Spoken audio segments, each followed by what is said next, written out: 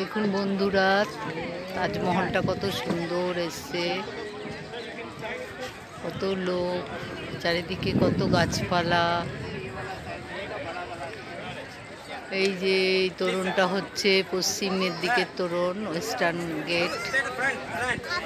পুরো সবুজ গালিচার মতো ঘাস, এই যে জল, পুরো গাছ, ঝাউ গাছ, বড় বড় গাছ, ভালোভাবে মেনটেন করা হচ্ছে।